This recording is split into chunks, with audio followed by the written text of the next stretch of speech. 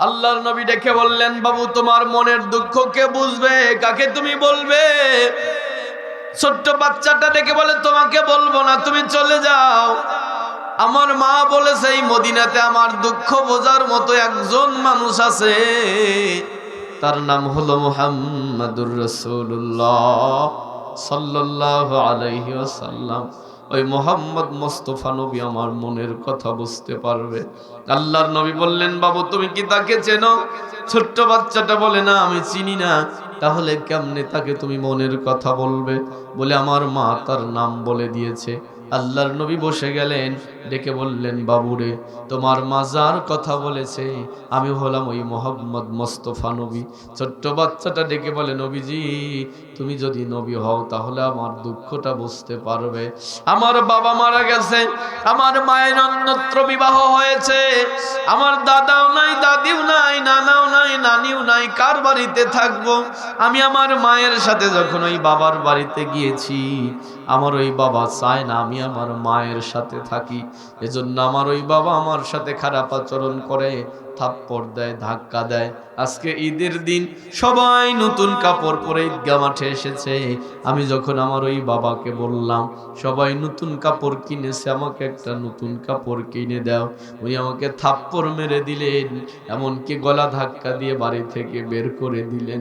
আমার মা আমার কাঁধের ভিতরে হাত দিয়ে বাহির বাড়িতে এসে বলে, বেটারে তোমার এই দুঃখ বোঝার মতো মদিনাতে একজন মানুষ আছে, তুমি ঈদগাহ মাঠে চলে যাও, সবার পিছনে যেই মানুষটা বের হবে ওই মানুষটা হলো মুহাম্মদ মোস্তফা নবী, তার কাছে তুমি মনের কথা বলবা, সে তোমার একটা ব্যবস্থা করে দিবে।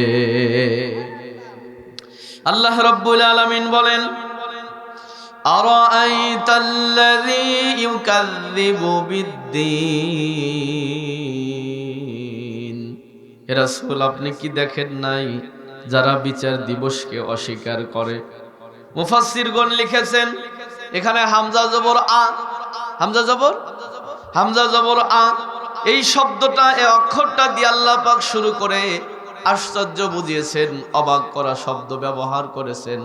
আল্লাহ পাক বলেন, হে রাসূল আপনি কি এমন মানুষকে পৃথিবীতে দেখেন নাই যারা আল্লাহর দেওয়া রিজিক খায়, আল্লাহর দেওয়া জমিনে বিচরণ করে, আসমানের নিচে থাকে, জমিনের উপরে থাকে, আল্লাহর দেওয়া রিজিক থেকে তারা গ্রহণ করে, অথচ আল্লাহকে অস্বীকার করে, কিয়ামত দিবসকে অস্বীকার করে।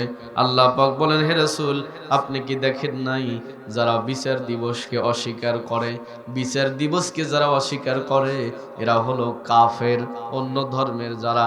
এরা বলে খাও দাও ফুর্তি করো, দুনিয়াটা মস্ত বড়, আগামীকাল বাঁচবে কিনা কথাই চিন্তা করো, খাও দাওয়ার ফুর্তি করে জীবন কাটিয়ে দাও। কিন্তু মুসলমানদের 24 আওয়ার 24টা ঘন্টা ইবাদত হিসেবে গণ্য হবে যদি সেটা আল্লাহ পাকের হুকুম এবং নবী পাকের সুন্নত তরিকায় হয়।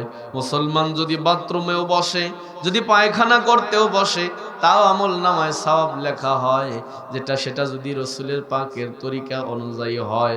মুসলমানদের 24টা ঘন্টার হিসাব তারা হিসাব করে চলে, কারণ এই হিসাবটা আল্লাহর কাছে দিতে হবে। এখানে যারা এসেছেন, আমি তো মনে করি আমরা হিসাব করি বলে এখানে এসে বসেছি, কেননা আমাদের ভিতরে এই ভয়টা আছে কিয়ামতের ময়দানে আল্লাহর সামনে দাঁড়াতে হবে, আর আমাদেরকে আল্লাহর কাছে হিসাব দেওয়া লাগবে। আমাদেরকে যেন কিয়ামতের ময়দানে আল্লাহ পাক পাকড়াও করে না ফেলে। এ আব্দুর রহিম, আব্দুল করিম, বাড়ির পাশে মাহফিল হয়েছে, তুমি যাওনি, বাড়ি থেকে আওয়াজ শোনা গেছে, শুনতে শুনতে ঘুমিয়ে পড়েছো, তুমি কেন যাওনি? এ পাকড়াও থেকে বাঁচার জন্য মাহফিল আসার দরকার আছে না নাই? আল্লাহ পাক বললেন, নবীজি আপনি কি এমন মানুষদেরকে দেখেন নাই যারা কিয়ামত দিবসকে অস্বীকার করে?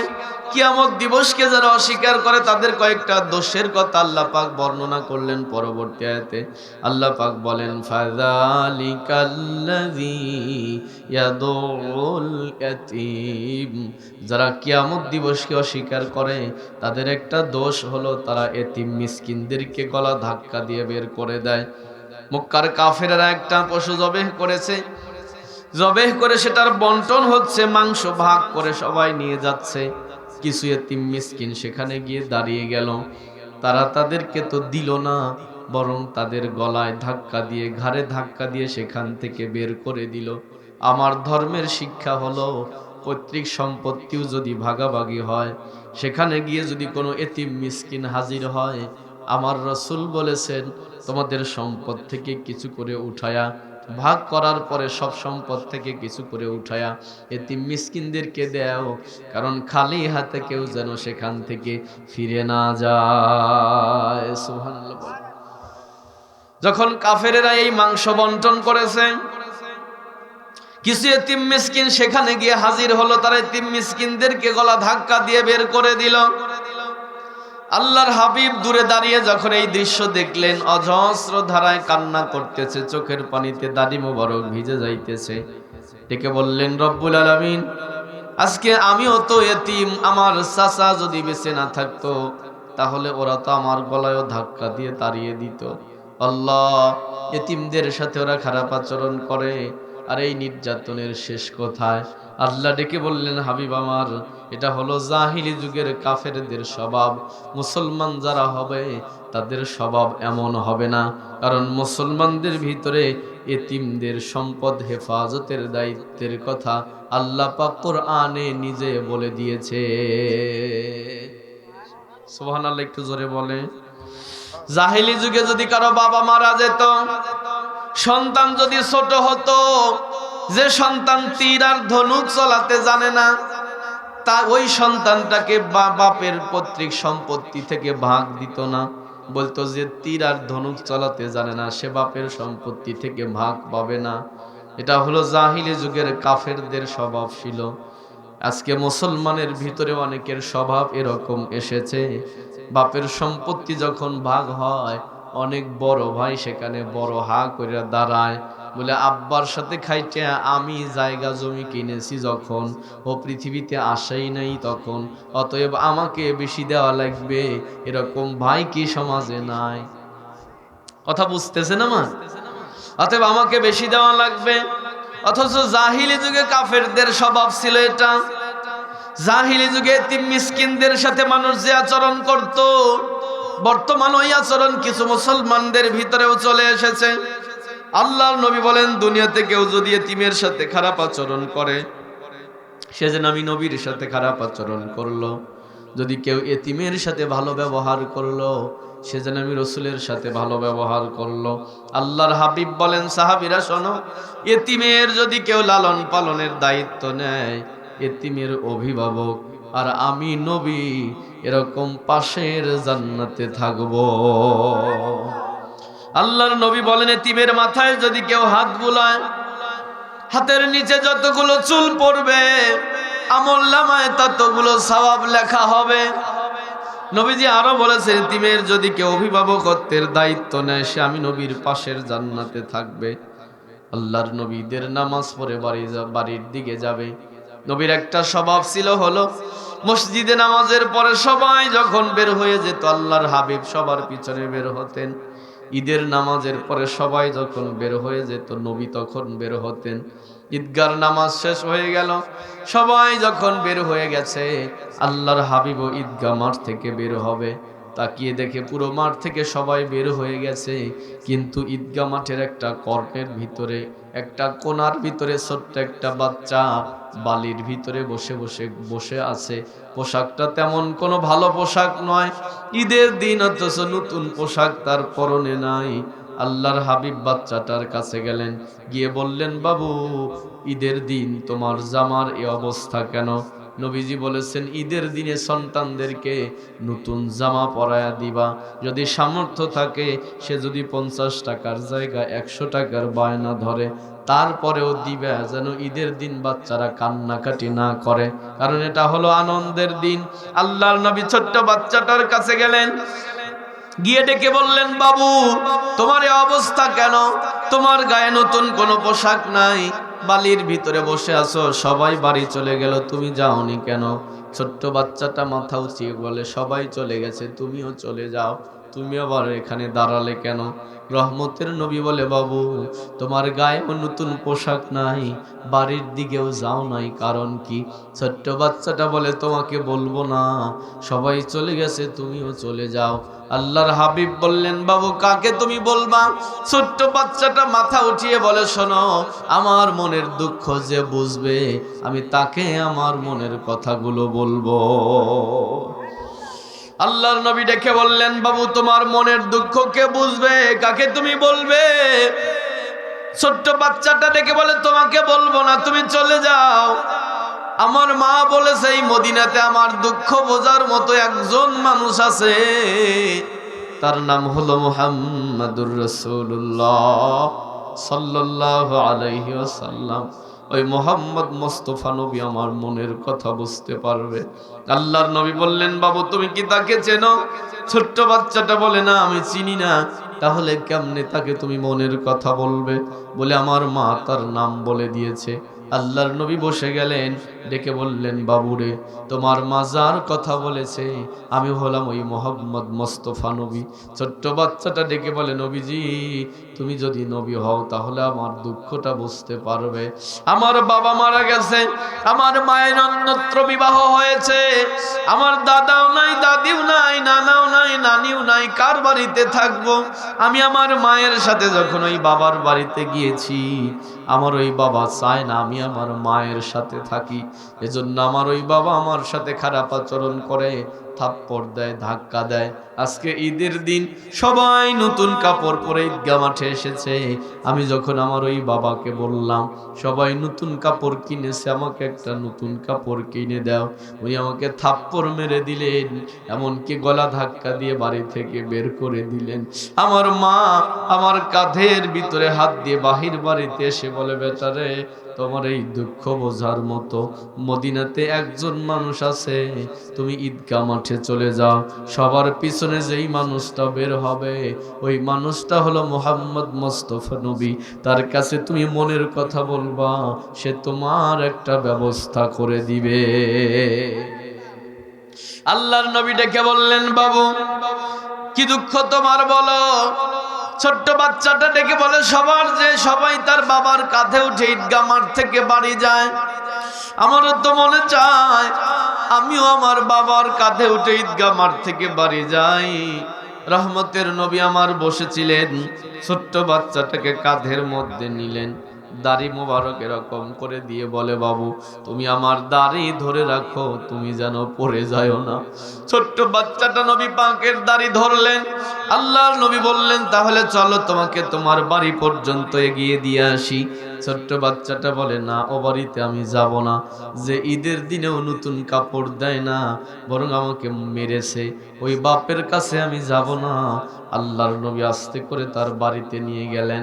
আম্মা জানকে ডেকে বললেন, স্ত্রী আজকে তোমাকে ঈদের দিন ভালো কিছু দিতে পারিনি, তবে এমন একটা উপহার নিয়ে এসেছি, তুমি যদি এই এতিমের লালন পালন করতে পারো তুমি আমি রাসূলের পাশের জান্নাতে থাকবে। ছোট্ট বাচ্চাটাকে কোল থেকে নামিয়ে দিয়ে বলে, বাবুরে ইনি যদি তোমার মা হয় আর আমি যদি তোমার বাবা হই, তোমার কি কোনো দুঃখ আছে? বাচ্চাটা দৌড়ে আম্মাজানকে জড়িয়ে ধরলেন, ফিরে এসে আল্লাহর রসুলকে জড়িয়ে ধরে বলে, নবীজি আপনি যদি আমার বাবা হন, ইনি যদি আমার মা হয়, তামাম পৃথিবীও যদি একদিকে চলে যায় আমার কোনো দুঃখ নাই। অথচ আমাদের সমাজে মুসলমানদের শিক্ষা কোন দিকে গেছে দেখেন। মুসলমানেরা আজকে কি করতেছে? ভাই মারা গেছে, এতিম ভাইস্তা বাস্তিদেরকে ফাঁকি দেওয়ার জন্য আর এক ভাই ধান্দা নিয়ে ঘুরতেছে। কথা ভুল বললাম?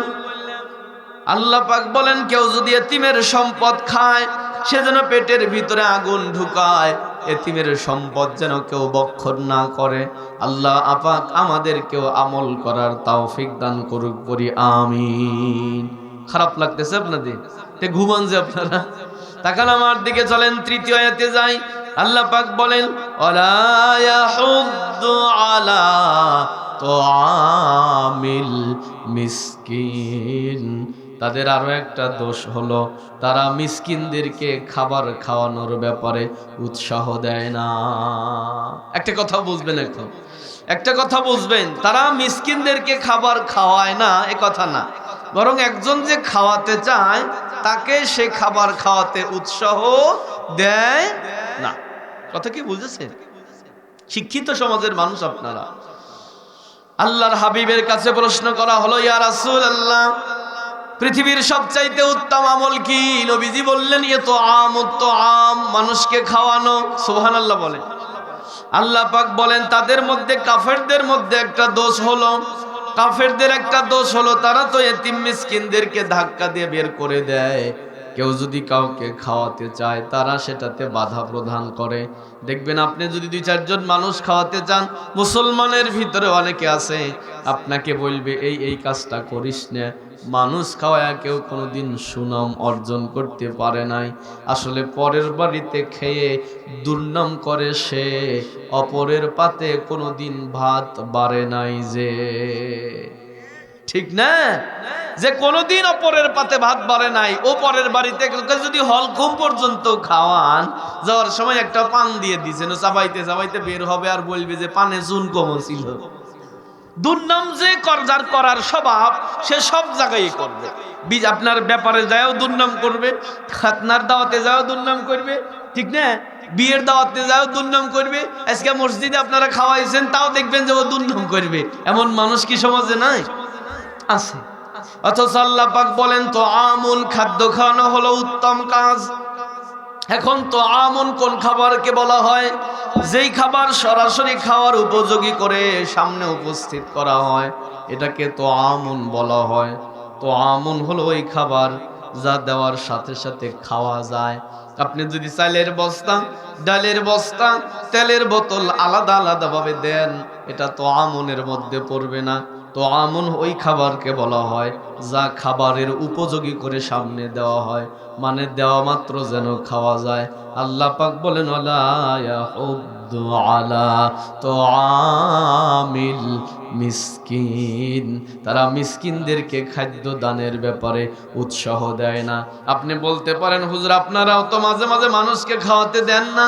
আবার মানুষকে খাওয়াতে গেলে যদি আপনাদের কাছে যাই, আপনারা বলেন যে না খাওয়ায়া এটা গরিব মিসকিনকে দান করে দেন, মসজিদে দেন, মাদ্রাসায় দেন, তাও হয়ে যাবে। আমরা মাঝে মাঝে বলি কেন জানেন? আপনি খাওয়াবেন কাকে? আল্লাহ পাকে সিরিয়ালেও দিয়েছে, তো আমুল মিসকিন, মিসকিনদেরকে খাওয়াও। মিসকিন কারা? যাদের ঘরে এক বেলার খাবার আছে, আরেক বেলার খাবার নাই। কিন্তু আমরা যদি মানুষ খাওয়াতে যাই, আমরা খাওয়াই হলো তাদের তেলা মাথায় তেল দেওয়া মনুষ্য জাতের রোগ। ভুল বললেন? আপনার বাপ মারা গেছে, একটা লোক গরিব মানুষ ভ্যান চলায় খায়, কামলা বেচে খায়, ও কামলা কামাই দিয়া জানা যায় আইছে, বুঝেন? তারপরে জিয়ারতে আসছে, আপনার বাপের জানাজায় ছিল, জিয়ারতেও ছিল, কিন্তু আপনি যখন বাপের লোক খাওয়াবেন, মানুষ খাওয়াবেন, ওই কথা, ওই লোকের কথা মনে পড়ে না। আপনি দাওয়াত দেওয়ার সময় খোঁজেন এলাকার মধ্যে মাথা উঁচু কারা কারা আছে। আপনি দাওয়াত দেওয়ার সময় খোঁজেন কাকে কাকে খাওয়ালে বিপদে পড়লে তারা বিচারে যায় আমার পক্ষে কথা বলবে। এজন্য আমরা বলি ওই জাতীয় খাওয়াইনের দরকার নাই। যদি খাওয়াতে চান, সমাজের মধ্যে গরিব মানুষ যারা, মিসকিন প্রকৃতির যারা, এমনও মানুষ সমাজে আছে না খেয়ে মারা যাবে কিন্তু আপনার কাছে হাত পাতবে না। এটা দেখে বুঝে নিতে হবে মানুষটা গরিব মানুষ, মানুষটা অভাবী মানুষ। এই মানুষটাকে খাওয়ানোর কথা আল্লাহ পাক বলেছেন। আর আমরা খাওয়াই হলো ওই মানুষকে যে 7 দিনের 7 দিনই গরুর গোস্ত খেতে পারে। ওক দাওয়াত দিয়ে এনে আবার গরুর গোস্ত দিছি, আর ও গরুর গোস্তর সাথে একটু তেল হয়েছে, টোকা দিয়ে ফালা দিছে, আছে না নাই? বাড়িতে 1 টুকরা গোস্তের সাথে 10 টুকরা আলুর ঘটন খায়, অথচ দাওয়াতে আসলে গোস্ত টুকরা তুলে আলু টুকাও ফেলে দেয়। এরকম ভদ্রলোক কি নাই? আর গরিব মানুষকে যদি দাওয়াতও দেন, ওই মানুষটাকে ঠেলতে ঠেলতে এমন জায়গা বসতে দেয়, ওই দোপা পালান, ওই খেরে পালার গোরে, ওই বাড়ির দোপে হর পর্যন্ত যাইতে যাইতে জোটে হলো ব্রয়লারের গোস্ত আর পাতলা ডাল। আর ওই যে বড় লোক যেটা আছে, ও জানেই না কিসের দাওয়াত খাইতে আসছে, ওই যে আসতেছে দাওয়াত খাওয়ার জন্য, দাওয়াত দিছে কাকা আমাদের বাড়িতে দাওয়াত আগামীকাল জোহরের নামাজের পরে। ও মোছে তেল দিয়ে আসতেছে। লোকজন জিজ্ঞেস করলো কোথায় যান, বলে দাওয়াত খেতে। কার বাড়িতে, বলে আমার বন্ধুর বাড়িতে। কিসের দাওয়াত, বলে তা তো জানি না, আমার বন্ধুর সওয়াল যায় দাওয়াত দিয়ে আইছে। অথচ বন্ধু মরে গেছে, জানাজা হয়ে গেছে, ও খবরই জানে না ও দাওয়াত পাইছে। আর যে জানাজায় সময় নষ্ট করিয়া কামলা ছাইড়ে দিয়ে যে জানাজায় শরীক হয়েছে, ওর কথা আমাদের মনেও পড়ে না। ভুল বললাম? আল্লাহ পাক বলেন ওয়ালা ইয়াহুদ্দু আলা তুআমুল মিসকিন, যারা মিসকিনদেরকে খাদ্য দানের ব্যাপারে উৎসাহ দেয় নাই। মিসকিন হলো যার ঘরে এক বেলার খাবার আছে আর এক বেলার খাবার নাই। আর ফকির হলো যার কাছে কিছুই নাই, উপস্থিত কিছুই নাই। এজন্য আল্লাহ পাক সিরিয়াল দিতে গিয়ে আগে ফকিরের কথা বলেছেন, পরে মিসকিনের কথা বলেছেন। আল্লাহ পাক বলেন ইন্নামাস সাদাকাতি লিল ফুকারা ওয়াল মাসাকিন, তোমরা দান সাদাকা করবা, আগে ফকিরকে দিবা, তারপরে মিসকিনকে দিবা। কারণ ফকির হলো নিঃস্ব, মিসকিনের কাছে তা এক বেলার খাবার আছে। এজন্য আল্লাহকে ফকিরের কথা বলেছেন। নবীজি বলেন কিয়ামতের ময়দানে কিছু মানুষের সামনে আল্লাহ দাঁড়িয়ে আল্লাহ পাক ডেকে বলবে, গোলাম আমি তোমার বাড়িতে সেদিন হাত পেতেছিলাম, তুমি আমাকে ফিরিয়ে দিয়েছো। রাস্তার ধারে দেখা হলো, হাতটা পেতে দিয়েছি, তুমি আমাকে দেও নাই। গাড়িতে যাচ্ছিলে, জ্যামে পড়েছো, গরম লেগেছে, কাজটা নামায়া দিয়েছো, আমি হাত পেতেছিলাম, কিছু দেও, তুমি কাজ আটকে দিলে, আমাকে দেও নাই। রাস্তার ধারে কতদিন হাত পেতেছি, তুমি মুখ বাঁকা করে ধমক দিয়ে চলে গেছো। বাড়ির দরজায় কতদিন হাত পেতেছি, তুমি আমাকে দেও নাই। মানুষটা বাক হয়ে বলবে, রব্বুল আলামিন আপনি আবার কবে আমার বাড়ির দরজায় গেলেন আর আমি আপনাকে ফিরাইয়া দিলাম? আয় আল্লাহ, আমি যদি আপনাকে দেখতাম, আমার স্থাবর অস্থাবর যা কিছু আছে সব আমি আপনাকে দিয়ে দিতাম। আল্লাহ ডেকে বলবে, গোলাম তোমার ঘরের দরজায় যে ফকির মিসকিন গিয়ে সওয়াল করেছিল, ওর সাথে আমি আল্লাহ ছিলাম। তুমি যদি ফকিরের হাতে দিতা, ফকিরের হাতে পড়ার আগে আমি আল্লাহর কুদরতি হাতে পড়ে যেত। হে গোলাম, কিন্তু তুমি ফকির মিসকিনকে দেও নাই, ফিরিয়ে দিয়েছো। আজকে তোমার ওপর থেকে আমি মুখটা ফিরিয়ে নিলাম, আমিও তোমাকে দেব না। আর আল্লাহ যদি কারো ওপর থেকে মুখ ফিরিয়ে নেয়, তার কি আর কোনো গতি আছে ভাই? এজন্য ফকির মিসকিনদের সাথে ভালো ব্যবহার করা। এবার চলে গেলাম আমরা 4 নম্বর আয়াতে, আমার সাথে পড়েন ফাওয়াইলুল লিল মুসাল্লিন, মুসল্লিরা ধ্বংসপ্রাপ্ত, নামাজিরা ধ্বংসপ্রাপ্ত। কোন নামাজিরা ধ্বংসপ্রাপ্ত? যারা নামাজ পড়েছে কিন্তু লোক দেখানোর জন্য পড়েছে। আল্লাহর নবী বলেন, লোক দেখানোর জন্য কোন মানুষ যদি দান করে, সেটা যদি পাহাড় পরিমাণ হয়, কিয়ামতের ময়দানে কিছুই পাবে না। আর যদি কেউ আল্লাহকে দেখানোর জন্য একটা খুরমা খেজুরও দান করে, কিয়ামতের ময়দানে ওটা পাহাড় পরিমাণে পেয়ে যাবে। এজন্য আমরা নামাজ পড়ব, রোজা রাখবো, দান সাদাকা করব, সব কিছু করব কাকে খুশি করার জন্য? আরো জোরে বলেন, কাকে খুশি করার জন্য? আল্লাহকে খুশি করার জন্য যদি আমরা ব্যয় করি, কিয়ামতের ময়দানে এটার বড় ফজিলত আমরা পেয়ে যাব। আর যদি আল্লাহকে খুশি না করে মানুষকে দেখানোর জন্য কাজ করি, এটার কোনো কিছু আমরা পাবো না। আল্লাহ শেষ আয়াতে বলেছেন, আমার সাথে পড়েন ওয়ায়ামনাউনাল মাউন, আর ধ্বংসপ্রাপ্তদের কাতারের মধ্যে আছে তারা গৃহস্থলী দ্রব্যাদি দিয়েও মানুষকে সাহায্য করে না। যারা মাউন কাকে বলে শোনেন ব্যাখ্যা। মাউন বলা হয় ওই জিনিসকে যা ঘরের কাজে ব্যবহার করা হয়, গৃহস্থলী দ্রব্যাদি, যেমন দা, কুড়াল, শাবল, খন্তা, কোদাল, কাশি, কথা কি বুঝতেছেন? যেগুলো ঘরের কাজে ব্যবহার করা হয়, বাড়ির কাজে যেগুলো ব্যবহার করা হয়, ওগুলোকে মাউন বলা হয়। আল্লাহ পাক বলেন তাদের একটা কৃপণতার স্বভাব আছে, তারা এই গৃহস্থলী দ্রব্যাদি দিয়েও মানুষকে সাহায্য করে না। আপনি যা বলবেন, কাকা কোদালটা একটু দেন, আইল ছাড়বো, কাকা বলবে কোদালের আষাঢ়ি খুলে গেছে, আমাদের সিরাজগঞ্জের ভাষায় বলে। কাকা কাশিটা একটু দেন, ধান কাটবো অথবা ঘাস কাটবো, কাকা বলল কাশির ধান নাই, ধার কাটাইতে দিছি। 4 দিন পরে যা বললেন, কাকা কাশিটা একটু দেন, কাশি কি আনছেন? কাকা বলল, আমি গেলে কামার থাকে না, কামার থাকলে আমি যাই না। অথচ কাকা ওই কাশি দিয়ে প্রতিদিন ঘাস কাটতেছে। ভুল বললেন? আপনি চাষিকে যা বললেন, চাষি শাবলটা অথবা হাত দাওটা একটু দেন, চাষি বলতেছে, তোমার চাষার হাতের জিনিস কি খুঁজে পাওয়া যায়? এই যে যেগুলো ঘরের কাজে ব্যবহার করা হয়, এই জিনিস যদি কেউ কাউকে দিয়ে সাহায্য না করে, আল্লাহ পাক বলেন তারা কিয়ামতের ময়দানে ধরা খেয়ে যাবে। আমার বন্ধুরা, এজন্য কেউ যদি পরিবারের গৃহস্থলী কোনো জিনিস যদি চাইতে আসে, আমরা কি দেব না না করব? দিয়ে দেব। তবে আমাদের আবার একটা স্বভাব আছে, যারা চাইতে যায় তাদেরও দোষ আছে ভাই। আমরা দরকারে যায় আছে আনি, কিন্তু সময় মতো সেটা ফেরত দিতে যাই না। ঠিক না কাকা? আপনি আইসছেন দাও নিতে, দাও নিছেন, ভালো কথা, কাজ শেষ, দাও তাকে ফেরত দেওয়া লাগবে। এ নিয়ে নিজের মাথার উপরে রেখে দিছে। ওই যার বাড়ি দাও আছে ওই খুঁজতেছে, ওনার কাজের সময় দাও খুঁজে পায় না। 5 বাড়ি ঘুরতেছে, দাও নিছিলে দিছেও না বলে দিছি। ঘুরতে ঘুরতে দেখা গেল ওই 7 নম্বর বাড়ির ওই লোক বলতেছে যে, হে মনে তো নাই, মানে নিজের প্রয়োজনের সময় নিছে, কিন্তু সেটা যে দায়িত্ব মনে করে দিয়ে দেওয়া, এটা আর দেয় নাই। এই স্বভাবের কারণে আমরা আবার কাউকে এটা দেই না। ঠিক না? আমি দুই পক্ষেই বললাম, আসল কাহিনী তো এটাই। আমার বাপজি চলেন, ইসলামের শিক্ষা হলো কোন জিনিস অপচয়, অপব্যয় অথবা কৃপণতা, দুইটাকেই নিষেধ করা হয়েছে। কোন জিনিস ব্যয় করা, একেবারে অপচয় করা, এটা ইসলামে জায়েজ নাই। আবার কোন জিনিস কৃপণতা করা, এটাও জায়েজ নাই।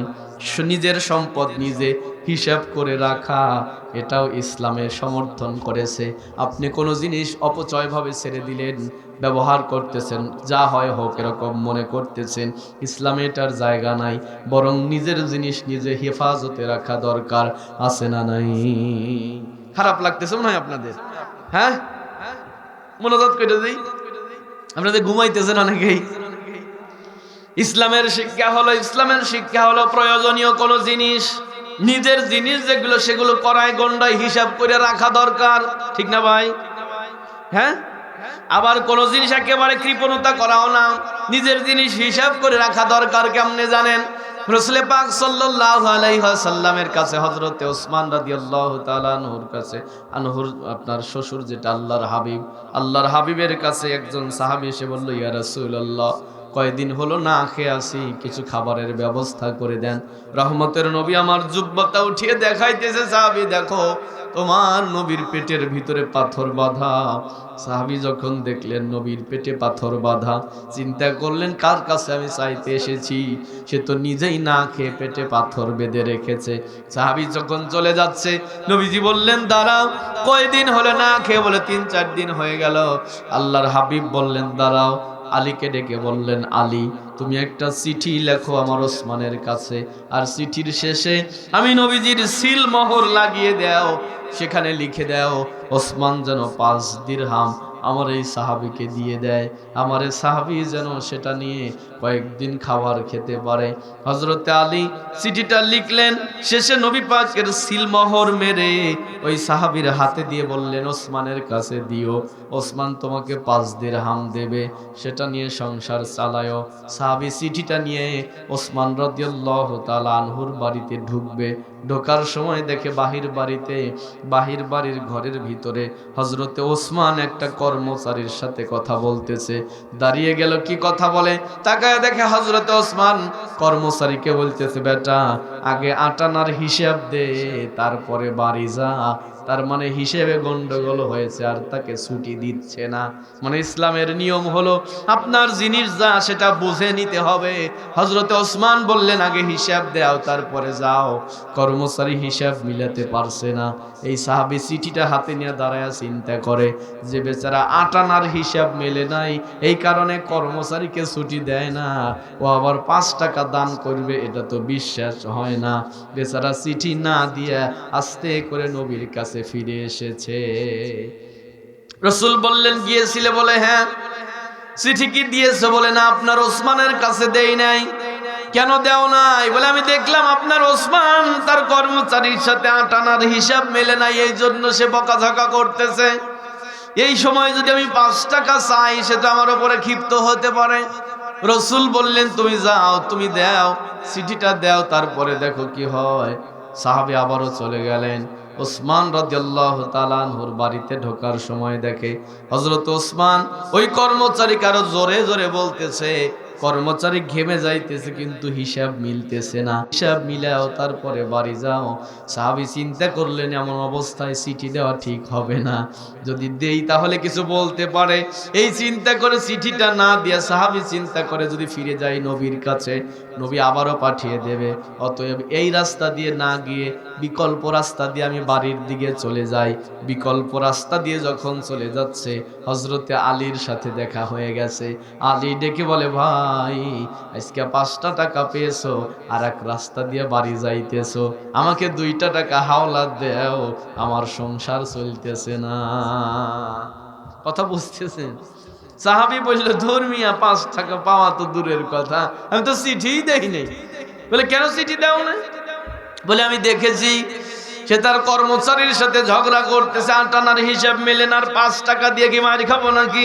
5 টাকা ছায়া কি মার খাবো? হযরতে আলী বললেন, ফিরে যাও, যেটা নবী বলেছে সেটা তুমি করো, যদি না করো আমি তোমাকে যেতে দেব না। হযরতে আলী দাঁড়িয়ে রইলেন রাস্তার মাঝখানে। সাহাবী চিঠিটা নিয়ে আবার ফিরে গেল ওসমানের বাড়িতে। বাড়ির ভিতরে ঢোকার সময় দেখতেছে হযরত ওসমান আর তার কর্মচারী আলহামদুলিল্লাহ পড়তেছে, কারণ আটানার হিসাব মিলেছে।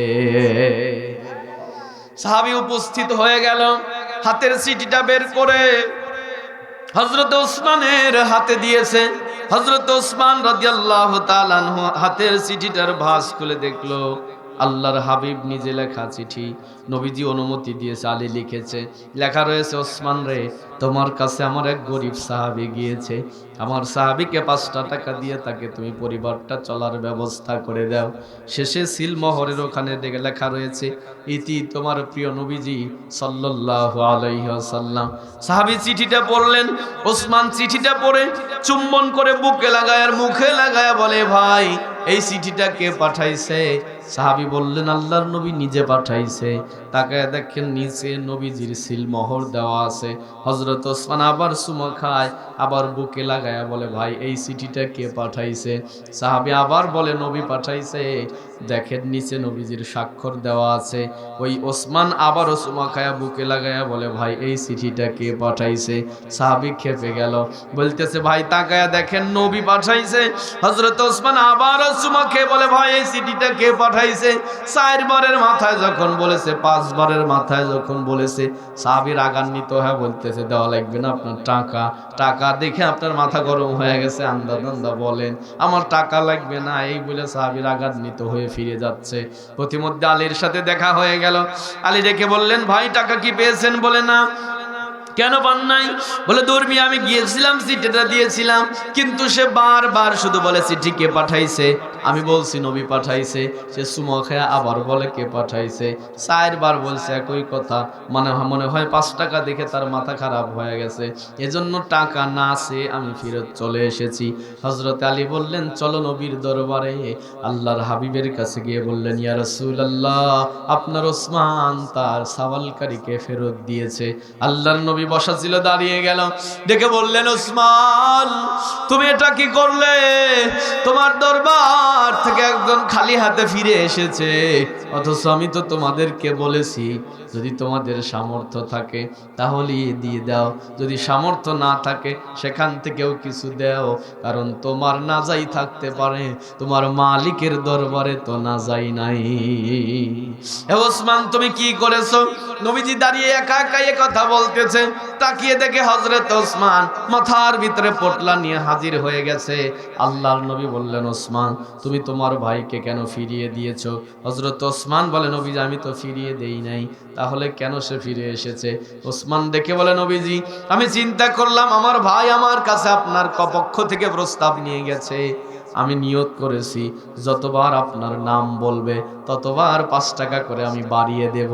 সে 4 বার আপনার নাম বলেছে, 4 5 20 টাকা, এই যে নেন 20 টাকা, আর আমার পক্ষে থেকে এই যে নেন 50 টাকা, আমার ভাইকে দিয়ে বিদায় করে দেন। সাহাবী মুস্কি মুস্কি হাসে আর বলে, ওসমান আর 2-4 বার জিজ্ঞাসা কেন করলে না? এটা হলো ইসলামের শিক্ষা।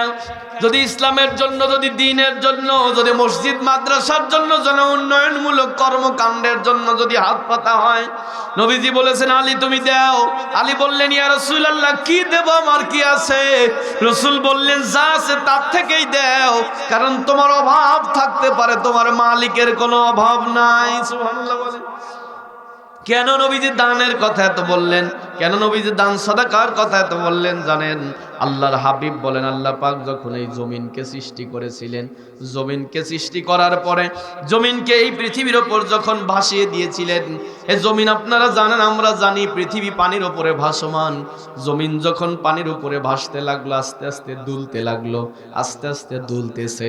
আপনি দেখবেন মাঝে আপনার নদীর ভিতরে যদি আপনি এই যে চটাই যদি বিছাইয়া দেন ধৌত করার জন্য, দেখবেন এটা দোলে। জমিন যখন দুলতে লাগলো, আল্লাহ পাক পাহাড় দিয়া এই জমিনকে প্যারেক লাগিয়ে দিল। প্যারেক লাগিয়ে দেওয়ার পরে জমিন শান্ত হয়ে গেল। ফেরেশতারা ডেকে বলে আল্লাহ, পাহাড়ের চাইতে শক্তিশালী কোনো জিনিস বুঝি পৃথিবীতে আর যাবে না? আল্লাহ ডেকে বললেন ফেরেশতারা না, আছে, পাহাড়ের চাইতেও শক্তিশালী একটা জিনিস পৃথিবীতে যাবে। ফেরেশতারা বলল আল্লাহ কি দিবে পাহাড়ের চাইতে শক্তিশালী? আল্লাহ ডেকে বলল আমি লোহা পাঠাবো পৃথিবীতে, যে লোহা দিয়ে মানুষ অস্ত্র বানিয়ে পাহাড় কাটতে পারবে। ফেরেশতারা ডেকে বলে আল্লাহ তাহলে লোহার চাইতে শক্তিশালী কোনো জিনিস বুঝি পৃথিবীতে থাকবে না? আল্লাহ ডেকে বললেন ফেরেশতারা লোহার চাইতেও শক্তিশালী জিনিস পৃথিবীতে পাঠাবো। কি পাঠাবেন? বলে আগুন পাঠাবো। আগুন লোহাকে একেবারে জ্বালিয়ে নরম করে দেবে। ফেরেশতারা বলে আল্লাহ আগুনের চাইতে শক্তিশালী কিছু বুঝি পৃথিবীতে পাঠাবে না? আল্লাহ ডেকে বলল ফেরেশতারা তাও পাঠাবো। কি পাঠাবেন? বলে পানি পাঠাবো। পানি ঢেলে দিলে আগুন নিভে যাবে। ফেরেশতারা বলে আল্লাহ পানির চাইতে শক্তিশালী কিছু কি পৃথিবীতে যাবে? আল্লাহ ডেকে বলল ফেরেশতারা যাবে, তবে সেটা তোমাদেরকে বলা যাবে না।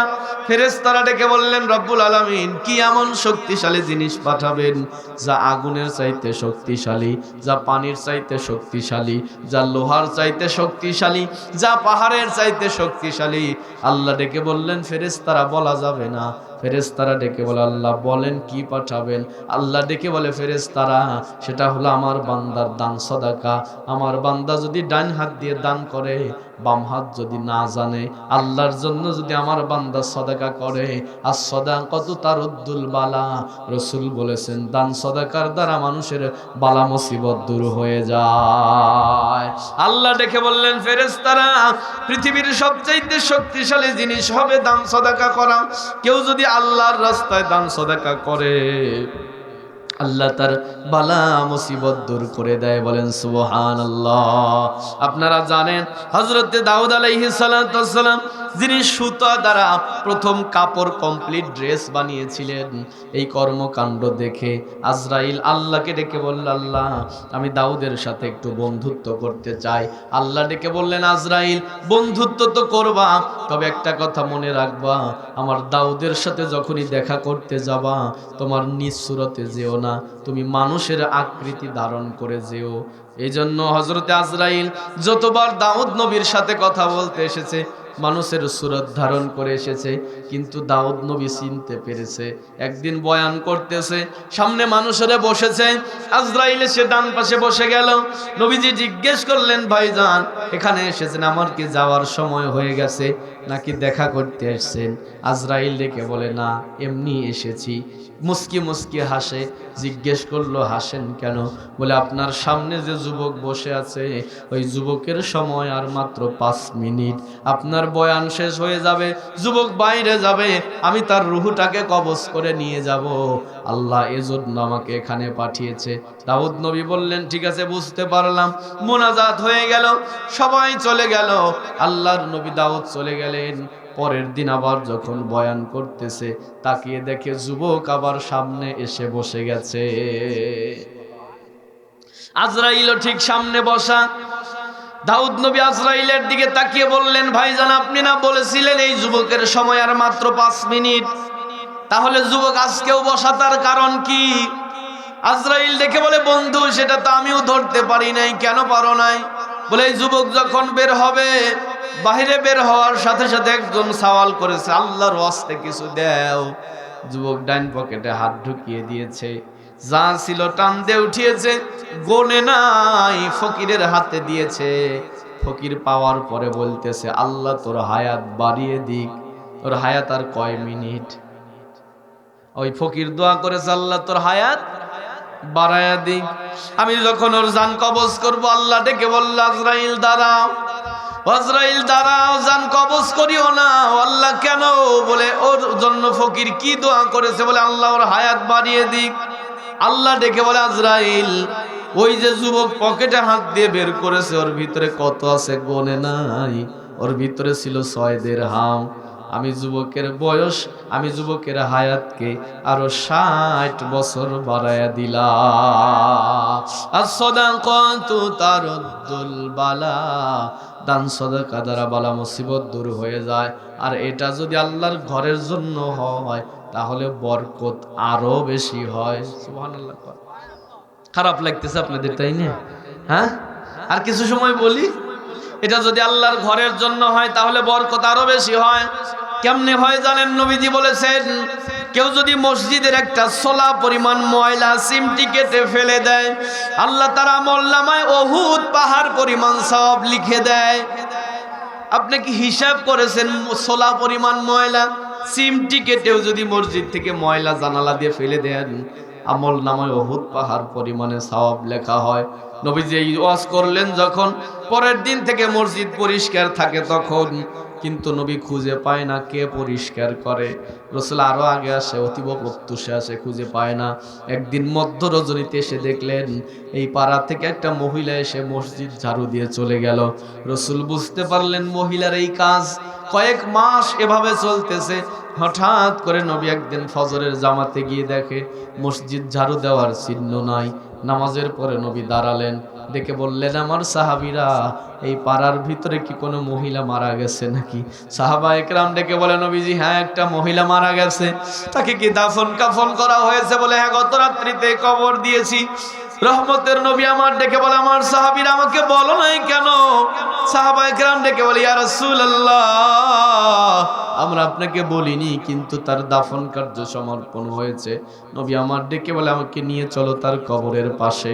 কবরের পাশে গিয়ে হাত তুলে দোয়া করে, আল্লাহ তোমার এই বান্দি তোমার ঘর মসজিদ পরিষ্কার করেছে, তুমি তার কবরটাকে পরিষ্কার করে জান্নাতের বিছানা বিছায়া দাও। আল্লাহ নবী বলেন, যারা মসজিদ পরিষ্কার করে আল্লাহ তার দিলের ময়লা পরিষ্কার করে দেয়। নবীজি আরো বলেন, কেউ যদি মসজিদকে আলোকিত করার ব্যবস্থা করে আল্লাহ পাক তার কবরটাকে নূরে মুনাওয়ারা করে দেয়। রাসূল আরো বলেছেন, কেউ যদি মসজিদে একজন মানুষ দাঁড়ানোর মতো জায়গা চটাই যদি দান করে ৭০,০০০ রহমতের ফেরেশতারা তার জন্য রহমত, বরকত, মাগফিরাতের দোয়া করতে থাকে। আল্লাহর নবী বলেন আরো একটা হাদিস, রাসূল বলেন, মান বানা লিল্লাহি মাসজিদান বানাল্লাহু লাহু বাইতান ফিল জান্নাহ। কেউ যদি আল্লাহর জন্য একটা মসজিদ বানায় আল্লাহ তার জন্য জান্নাতে একটা ঘর বানিয়ে দেয়। বলেন সুবহানাল্লাহ। সাহাবায়ে কেরাম দাঁড়িয়ে বললেন, ইয়া রাসূলুল্লাহ, আমাদের সবার পক্ষে তো একা একটা মসজিদ বানানো সম্ভব নয়।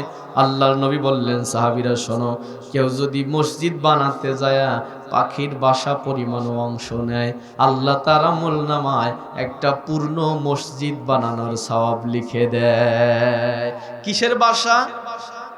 পাখির বাসার মধ্যে সবচেয়ে ছোট্ট বাসা হলো টুনটুনির বাসা।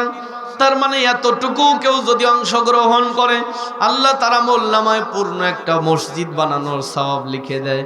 আমার বাপজি, জানি আপনারা বিরক্ত হচ্ছেন, কয়েকটা মিনিটের ভিতরে আমি ছেড়ে দেব, কারণ আপনাদের এই উপস্থিতি দেখেও আমার মন ভেঙে গেছে, কথা বলতে পারছি না। তারপরেও বলছি জোর করে, আল্লাহর রাসূল বলেছেন মসজিদ যদি বানায় আল্লাহ তার জন্য জান্নাতে ঘর বানিয়ে দেয়। বন্ধুরা রে আমার পূর্বের বক্তা যে কথা দ্বারা শেষ করেছিলেন ওখানে আমি আবার ফিরে গেলাম। বাদশাহ হারুন আর রশিদের কথা বলেছিলেন। বাদশাহ হারুন আর রশিদের স্ত্রীর নাম ছিল জুবায়দা। বাদশাহ হারুন আর রশিদের স্ত্রীর নাম ছিল জুবায়দা। বাদশাহ হারুন আর রশিদকে খাবার দিয়েছে, স্ত্রীর সামনে বসে খাচ্ছে। হঠাৎ করে তাকিয়ে শব্দ পেল, তার রাজ্যের মধ্যে কি যেন শব্দ হলো, মানুষেরা হইচই করতেছে এরকম শব্দ। হারুন আর রশিদ খাবার বন্ধ করে দিলেন, জানালা দিয়ে তাকিয়ে দেখে তার রাজধানী শহরের মধ্যে অনেক মানুষের ভিড় দেখা যায়। গোয়েন্দা ডিপার্টমেন্টে খবর দিলেন কাহিনী কি। তারা এসে বলল, বাদশাহ নামদার, আপনার রাজধানী শহরে একজন আল্লাহওয়ালা মানুষ এসেছে, তার নাম হলো আব্দুল্লাহ ইবনে মুবারক, আর তাকে দেখার জন্য হাজার হাজার মানুষ ভিড় জমিয়েছে। আল্লাহর ওলির সংস্পর্শে এসেছে হাজার মানুষেরা। উনি হাসি দিয়ে আলহামদুলিল্লাহ পড়েছে, মানুষেরা তার জবাবে ইয়ারহামুকাল্লাহ বলেছে। এই শব্দটা এত বিকট হয়েছে, আর আপনি মনে করেছেন মিছিল হইতেছে। ওগো বাদশা, না, তারা এসে ভিড় জমিয়েছে শুধুমাত্র একটা আলেমকে দেখার জন্য। হারুন আর রশিদের স্ত্রী জুবাইদা মুস্কি মুস্কি হাসে, ডেকে বলল, বাদশা, আপনি তো বাদশা না, বাদশা হলো আব্দুল্লাহ ইবনে মুবারক। কারণ হলো আপনার মিছিল মিটিংয়ে মানুষকে ডাইকে আনা যায় না। আমাদের সমাজেও তো তাই হয়, অনেক মিছিল মিটিংয়ে ওই যে আপনার বিরিয়ানির প্যাকেট দিয়েও মানুষ পাওয়া যায় না, অথচ আলেম ওলামার এখানে সামনে এসে মানুষ দাঁড়িয়ে যায়, বসে থাকে। ওগো বাদশা, আপনি কিসের বাদশা? বাদশার মনটা খারাপ হয়ে গেল, সারাদিন বিষণ্ণতায় জীবন গেছে, দিন গেছে। বিকেল বেলা স্ত্রীকে ডেকে বলল, জুবাইদা, চলো নদীর কিনার দিয়ে একটু হেঁটে আসি আর একটু গল্প করে আসি। বিকেল বেলা জুবাইদার হাত ধরে বাদশাহ হারুন আর রশিদ নদীর কিনার দিয়ে ঘুরতেছে। তাকিয়ে দেখে তার রাজ্যে একটা পাগল ছিল, কিতাবে এসেছে তার নাম হলো বাহলুল। বাহলুল পাগলটা নদীর কিনারায় বসে আঙ্গুল দিয়ে দিয়ে এভাবে ঘর আঁকতেছে। হারুন আর রশিদ বললেন, বাহলুল কি করো? বাহলুল মাথা উঠিয়ে বলে, বাদশাহ, তোমার মতো ছোট মাথায় এত বড় কথা ঢুকবে না। সুবহানাল্লাহ। কিতাবের ভিতরে এসেছে বাহলুল পাগলটা কোনোদিন বাদশা হারুন আর রশিদকে মূল্যায়ন করে নাই, খোঁচা দিয়ে কথা বলতেন। বলল, বাদশা, তুমি এটা বুঝবা না। বাদশার স্ত্রী জুবাইদা ছিল সাথে, ডেকে বলল, বাহলুল কি করো? বলে, ঘর আঁকি। এ ঘর তুমি কি করো? বলে, বিক্রি করি। জুবাইদা বলে, তোমার এই ঘর কেনে কে? বাহলুল হাসে আর বলে, আমার মতো পাগল যে, সে আমার এই ঘর কেনে। জুবাইদা বললে, ঘর কত করে? বলে, 1 টাকা। 1 টাকা করে ঘর বিক্রি করে টাকা তুমি কি করো? বলে, টাকা আমি জমাই। জুবাইদা ডেকে বলে, বাহলুল, টাকা জমায় তুমি কি করবা? বাহলুল মাথা উঠিয়ে বলে, ও বাদশার স্ত্রী জুবাইদা, টাকাগুলো আমি জমাইতেছি, এই টাকা দিয়ে আমি একটা আল্লাহর ঘর মসজিদ বানাবো। জুবাইদার মন নরম হয়ে গেল, বাদশার হাত চেপে ধরে বলে, বাদশা রে, 1 টাকা আমাকে দেন, আমি একটা ঘর কিনতে চাই। বাদশাহ হেসে দিয়ে টাকা একটা দিয়েছে। বাহলুলকে যখন জুবাইদা টাকাটা দিয়েছে, বাহলুল তার হাত দিয়ে যে অঙ্কন আঁকিয়েছিল একটা ঘর, বালির ওপরের ঘরটা মুছে দিয়ে বলল, জান দিয়ে দিছি। সুবহানাল্লাহ বলে। বাদশাহ হারুন আর রশিদ স্ত্রীকে বললেন, পাগলের সাথে তুমিও পাগল হইলে? স্ত্রী বলল, বাদশাহ, 1 টাকা গেছে, এটা তো বিশাল কিছু নয়, চলেন আমরা চলে যাই। নদীর কিনার দিয়ে হাঁটতে হাঁটতে বাড়ি চলে এসেছে। বাদশাহ হারুন আর রশিদ ঘুমিয়ে আছে। ঘুমের ঘরে স্বপ্নে দেখে সে মারা গেছে। মানুষের জান্নাত বন্টন হইতেছে, সব জান্নাতের দরজায় দরজায় দাঁড়িয়ে দেখে তার নামে কোনো জান্নাত নাই। একটা জান্নাতের একেবারে শেষ প্রান্তে গিয়ে দেখে একটা জান্নাতের গায়ের সাথে লেখা রয়েছে জুবাইদা। হারুন আর রশিদ চিন্তা করলেন, আমার নামে জান্নাত না পেলেও তোমার বউর নামে একটা পাঁচি। এই বলে যখন ভিতরে ঢুকবে, ফেরেশতারা বাধা দিয়ে বলল, বাদশা রে, না, ঢোকা যাবে না। বাদশাহ বললেন, সে আমার স্ত্রী, হোক না স্ত্রী, ঢোকা যাবে না। বলে, আমার স্ত্রীর জান্নাতে আমি ঢুকবো? বলে, না, ঢোকা যাবে না।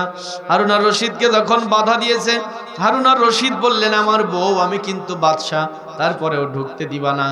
তারা ডেকে বলল, সেটা দুনিয়ার পরিচয়, আখেরাতে পরিচয় চলবে না। যার যার জান্নাতে সে যাবে। পীরের জান্নাতে পীর যাবে, মুরিদের জান্নাতে মুরিদ যাবে। সব মানুষকে বস্তা বাইন্দে আঁটি বাইদে জান্নাতে পীর টাইনিয়া নিয়ে যাবে, এটা হলো ভুল কথা। যার যার জান্নাতে সে যাবে। অতএব যার যার সরকায় তার তার তেল দেওয়া দরকার। কথা বুঝছেন? আপনাকে যতই বুঝাই যে একবারে জাহাজে তুলে সব নিয়ে জান্নাতের মধ্যে কাজ করে ঢালিয়া দেবো, আসলে তা না। কিয়ামতের ময়দান তো এটা তো তামার জমিন হবে, সেখানে জাহাজ চলবে কিভাবে, আপনাকে পার করবে? কথা বুঝতেছে? যার যার জান্নাতে শেষে ঢুকবে, যার যার সর কয় তার তার তেল দেওয়া দরকার। হারুন আর রশিদের ঘুম ভেঙে গেল, সকাল হয়ে গেছে, গাটা ঘেমে গেছে, চিন্তা করতেছে কি দেখলাম আমি, কি দেখলাম। দিনটা কোনো মতো কেটে গেছে। বিকেল বেলা বলে জুবাইদা চলো একটু নদীর কিনারে যাই। হারুন আর রশিদ আবার জুবাইদার হাত ধরে নদীর কিনারে হাঁটে। বাহলুল বসে আছে নদীর ঘাটে, কাছে যায় দেখে বাহলুল আবার হাত দিয়ে দেয় ঘর আঁকে। বাদশাহ হারুন আর রশিদ বলে বাহলুল কি আঁকো? বলে ঘর বানাই। এ ঘর কি করবে? বলে বিক্রি করব। টাকা কি করবে? বলে টাকা জমা একটা আল্লাহর ঘর মসজিদ বানাবো। হারুন আর রশিদ ডেকে বলে বাহলুল রে, একটা ঘর আমাকে দাও। বাহলুল মাথা উঁচিয়ে তাকিয়েছে। হারুন আর রশিদ বলে বাহলুল একটা ঘরের দাম কত? একটা ঘর দাও। বাহলুল আজকে মাথা তুলে বলে বাদশা রে, আজকে একটা ঘরের দাম হলো গোটা দুনিয়া। দুনিয়ায় সদাকত মে তেরে নাম रहेगा, আবু বকর তেরে নাম সে ইসলাম रहेगा। দুনিয়ায় সজাত মে তেরে নাম रहेगा, ফারুক তেরে নাম সে ইসলাম रहेगा। বাদশা হারুন আর রশিদ ডেকে বলে এ বাহলুল, গতকাল ঘর বিক্রি করলে একটা 1 টাকা, এখন আবার বলে একটার দাম গোটা দুনিয়া। বাহলুল মুস্কি মুস্কি হাসে আর বলে বাদশা রে, গতকাল বিক্রি করেছি না জেনে, আর আজকে তুমি কিনতে এসেছো জেনে। আমার বাপজি, একটা মসজিদে যদি একটা পাখির বাসা পরিমাণ দান করা যায়, আল্লাহ তার আমলনামায় পূর্ণ একটা মসজিদ বানানোর সব লিখে দেয়। এইটা আমরা জানার পরেও জান্নাতে একটা ঘর কিনতে চাই। কারা কারা হাত তুলে দেখাই তারা। লিল্লাহে তাকবীর, একটু হাত তোলেন। লিল্লাহে তাকবীর, নারায়ে তাকবীর। আল্লাহ তুমি কবুল করে পড়েন আমিন। হাতটা একটু উঁচু করেন। আল্লাহ তুমি কবুল করে পড়েন আমিন। আল্লাহ আমাদেরকেও জান্নাতে একটা ঘর বানিয়ে দাও, পড়েন আমিন। হাতটা টান করেন তো। আল্লাহ জান্নাতে একটা ঘর বানিয়ে দাও, পড়েন আমিন।